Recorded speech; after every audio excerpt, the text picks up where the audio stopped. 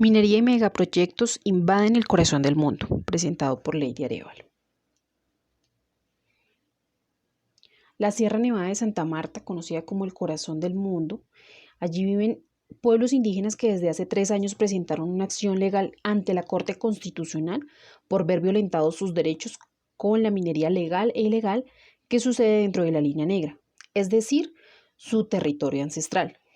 Además de la minería, los consejos denunciaron los grandes proyectos de infraestructura como el desarrollo de un puerto carbonífero, una presa hidroeléctrica y un hotel que se lleva a cabo sin el consentimiento de los indígenas. Los grupos indígenas que viven en la región son los Kogi, los Arhuaco, los Wiwa y los Cancuamo. En sus creencias espirituales, la Sierra Nevada de Santa Marta se considera el corazón del mundo, donde cada elemento, objeto y organismo, desde lo más alto de la cima hasta el arroyo tranquilo, forma parte indispensable de un cuerpo interconectado. Cabe aclarar también que, en primer lugar, los derechos humanos, el derecho se trata de derechos inherentes a la persona humana. En segundo lugar, son derechos que se afirman frente al poder público. La Constitución Política de 1991 garantiza a las minorías étnicas el derecho a la consulta previa en proyectos que tengan un impacto ambiental o social en los territorios colectivos. Y en 2014 la Corte Constitucional ordenó la suspensión de un título minero dentro de la línea negra porque no se había realizado la consulta previa de las comunidades indígenas. Sin embargo, en esta comunidad, los recursos valiosos que se encuentran bajo la tierra, como el petróleo y el oro, hacen que haya visiones enfrentadas sobre el futuro de la línea negra. La presión de los intereses mineros dentro de la línea negra se intensificó hace 15 años con el gobierno del expresidente Álvaro Uribe, cuyo gobierno llevó a cabo una serie de grandes proyectos de infraestructura en la región.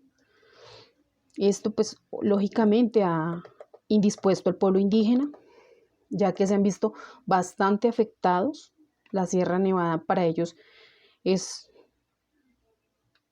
un territorio sagrado y en este momento se está viendo gravemente afectado por toda esta explotación minera y demás actividades que se han llevado a cabo allí. Desde hace 3 años, los consejos indígenas emprendieron una acción judicial conocida como tutela en la Corte Constitucional, en la que sostenían que la minería legal e ilegal que tenía lugar dentro de la línea negra violaba sus derechos constitucionales. Además de la minería, los consejos denunciaron los grandes proyectos de infraestructura como el puerto carbonífero, Puerto Brisa, que se llama así, la presa hidroeléctrica Ranchería y el Hotel Los Ciruelos, que se habían instalado dentro de la línea negra sin el consentimiento de los indígenas. Un informe publicado en el 2019 por la Organización Nacional de la Línea Colombiana de la Organización Nacional Indígena de Colombia, ONIC, o el Centro de Memoria Histórica, descubrió que de los 102 grupos indígenas del país, casi el 70% están en riesgo inminente de desaparecer física y culturalmente. Desde el Acuerdo de Paz del 2016 entre el gobierno y las FARC, ONIC ha documentado 158 asesinatos de líderes indígenas, principalmente en el departamento del Cauca y el suroeste del país.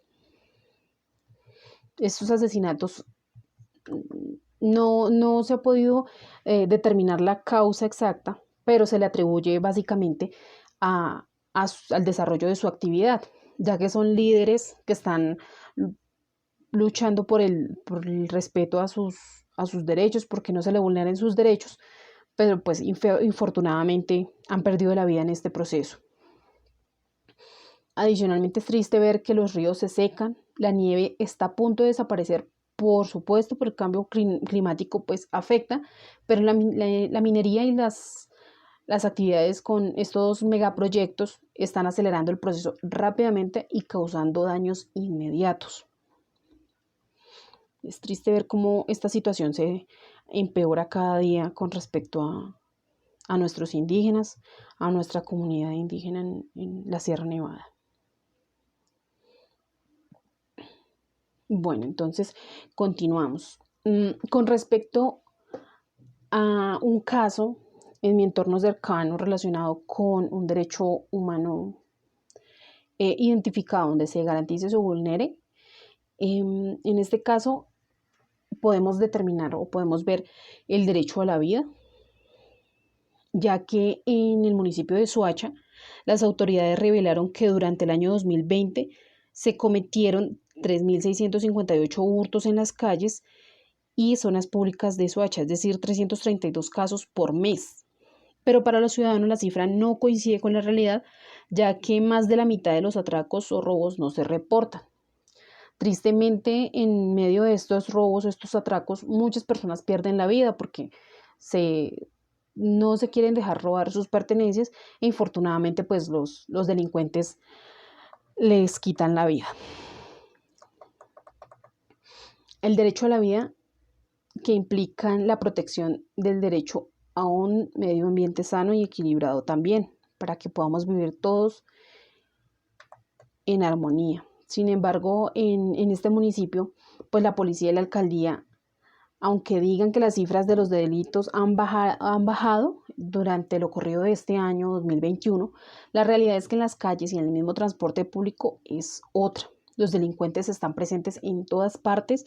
Para el ciudadano que de a pie, día a día es más peligroso salir. Siente que no está protegido y que las autoridades solo manejan números desde un escritorio que nada concuerdan con lo que deben enfrentar las personas que a diario deben sí o sí salir a buscar su sustento. Y al estar fuera de casa, se exponen a ser víctimas de hurtos o atracos de toda clase. De igual manera, esta situación no le permite a las personas deambular tranquilamente. Además, llevar un celular puede costar la vida. Una de las alternativas que podemos presentar pues para garantizar que los derechos no sean vulnerados, podría ser que las autoridades presten un poco más de atención a este tipo de conductas delictivas en el municipio, ya que tristemente pues vemos a los policías haciendo retenes sobre la autopista sur con el fin de emitir comparendos que, y están descuidando o están dejando de proteger la integridad de los ciudadanos que salen a buscar su sustento.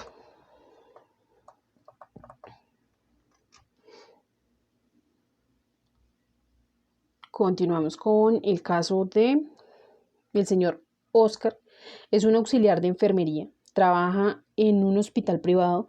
Normalmente tiene turnos de 12 horas diurnas, con un domingo de descanso cada 15 días. Sin embargo, ha sido despedido por motivos de... Perdón, el motivo de su despido ha sido negarse a renunciar a recuperar las horas extra que la empresa le había obligado a realizar durante varios meses, por las que le correspondió un descanso de 3 días. Esta persona llevaba 5 años trabajando en este hospital, bajo contratos a término fijo, renovado cada 3 meses. Recientemente se dio un cambio de propietario, quienes han decidido aplicar las políticas más agresivas de gestión empresarial en el nuevo marco de las relaciones planteadas en la empresa. Negarse a seguir al pie de la letra las instrucciones de los jefes, sean estas las que sean. El motivo es motivo de inmediato despido. En este momento, con este caso, podemos observar o podemos determinar que se le está vulnerando el derecho a un trabajo digno. El trabajo digno es aquella ocupación productiva justamente remunerada y ejercida en condiciones de libertad, equidad, seguridad, respeto por la dignidad humana, constituyéndose en un buen trabajo o empleo digno. Notamos que en efecto este derecho se le está vulnerando al señor Oscar. La Constitución en los derechos humanos declara en el artículo 13 que todas las personas nacen libres e iguales por sentencia judicial y que deben declarar extinguido el dominio sobre los bienes adquiridos mediante el enriquecimiento ilícito del tesoro público o con grave deterioro de la moral social.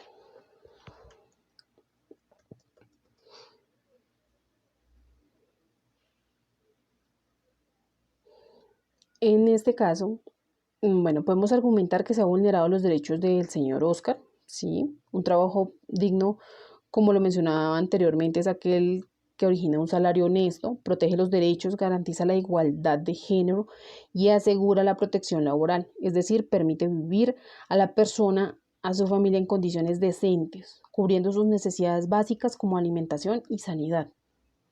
La alternativa que tiene don Oscar para reclamar y garantizar el cumplimiento de sus derechos puede exigir su derecho.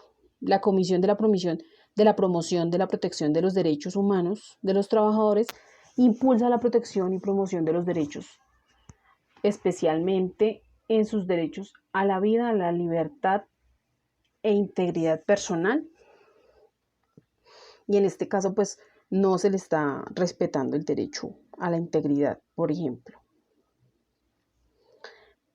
Con respecto a mi entorno laboral, si se vulneran los derechos, si se vulneran mis derechos, no. En mi caso, la empresa para la cual trabajo en este momento vela por el bienestar de todos los empleados. Nosotros tenemos un horario de lunes a viernes, contamos con todas las prestaciones de ley. Adicionalmente tenemos algunos incentivos. En repetidas ocasiones, bueno, constantemente están haciendo estudio, análisis, revisando si nuestro lugar de trabajo es el adecuado para poder tener una buena ergonomía. Adicionalmente se realizan las pausas activas, se hacen o se hacían, en este momento estamos haciendo actividades por reuniones virtuales con el fin de disminuir un poco el estrés laboral, dado que pues con toda la situación de la pandemia todos nos hemos visto muy afectados y pues fue un cambio bastante brusco, un cambio, una situación a la que no estábamos acostumbrados, de pronto no estábamos acostumbrados a estar en casa tanto tiempo y por esta razón pues la compañía para la cual estoy trabajando en este momento se preocupa por el bienestar de cada uno de los empleados. Entonces, no se están vulnerando nuestros derechos. En estos últimos puntos, ¿por qué el comportamiento ético se relaciona con la garantía o vulneración de los derechos en Colombia? Bueno, como lo mencionaba hace un momento, la Constitución en los derechos humanos declara en el artículo 13 que todas las personas nacen libres e iguales por sentencia judicial y se puede declarar extinguido el dominio sobre los bienes adquiridos mediante el enriquecimiento ilícito y el perjuicio del tesoro público con grave deterioro de la moral social. Para garantizar los derechos humanos de cada individuo, todas las personas debemos tener un comportamiento ético en sociedad, ya que de lo contrario fácilmente nos podríamos ver vulnerados todos. ¿Y qué puede hacer usted como ciudadano para garantizar sus derechos desde la ética? Considero que la mejor manera de aportar es brindándole a nuestros hijos una educación y haciendo una muy buena educación y haciendo énfasis en el respeto hacia los demás y hacia nosotros mismos. La ética permite tener una mejor convivencia entre las personas y es una manera de relacionarnos con nuestro entorno. Entonces considero que, como dicen, la educación empieza por casa, definitivamente. Bueno, muchísimas gracias. Esa fue una breve explicación del trabajo propuesto. Muchísimas gracias.